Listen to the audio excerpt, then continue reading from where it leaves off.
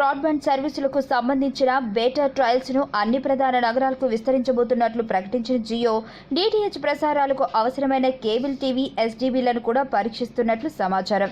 Jio launch చేయబోయే cable TV setup బాక్సులు కూడా ఎఫ్టిటిహెచ్ కేబులింగ్ ద్వారానే వర్క్ అవుతాయని తెలుస్తుంది. కొరియాలో తయారైనట్లు తెలుస్తుంది. ఈ టెస్టింగ్ ఫేజ్ లో వాడుతున్న హైబ్రిడ్ సెటప్ బాక్సులు కొరియాలో తయారైనట్లు తెలుస్తుంది. జామ్నగర్లోని రిలయన్స్ ఇండస్ట్రీస్ లిమిటెడ్ ఉద్యోగుల ఇళ్లలో కొన్ని సెటప్ బాక్సులను ఇన్స్టాల్ చేసినట్లు తెలుస్తుంది. అనేక కనెక్టింగ్ పోర్టులతో లీక్ అయిన ఫోటోలను బట్టి చూస్తుంటే జియో సెటప్ బాక్స్ అనేక కనెక్టింగ్ పోర్టులను కలిగి ఉన్నట్లు స్పష్టమవుతుంది. Standard cable connect port, HDMI port, USB port, audio video output పోర్టుతో పాటు ఇంటర్నెట్ కనెక్ట్ చేసుకునేందుకు అవసరమైన ఎథర్నెట్ పోర్ట్ కూడా ఉంది. జియో సెటప్ బాక్స్ ముందు భాగంలో కూడా ఈ ఎస్బీ పోర్టును అందుబాటులో ఉంచడం విశేషం. వెల్కమ్ ఆఫర్ సదుపాయం కూడా.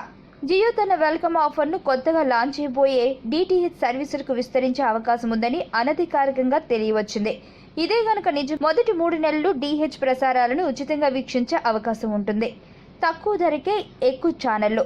దేశంలో ఏ డిటిహెచ్ సర్వీస్ ఆపరేట్ ప్రకటించినంత తక్కువగా జియో వినియోగదారులకు బంపర్ ఆఫర్ ప్రకటించనుందని వార్తలు వస్తున్నాయి. 185కే కేబుల్ టీవీ ప్రసారాలు.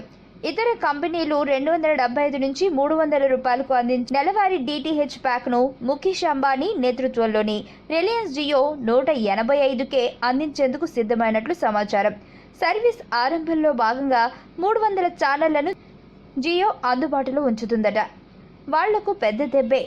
జియో డిటిహెచ్ సర్వీసు లాంచ్ అయితే Airtel, Tata Sky, Dish TV యాజమాన్యాలకు కోలుకోలేని దెబ్బతీస్తుందని టెక్ విశ్లేషకులు భావిస్తున్నారు. లీక్ అయిన ఫోటోలను బట్టి చూస్తుంటే రిలయన్స్ జియో డిటిహెచ్ సేవలు అతి త్వరలోనే మార్కెట్లోకి రాబోతున్నట్లు సమాచారం.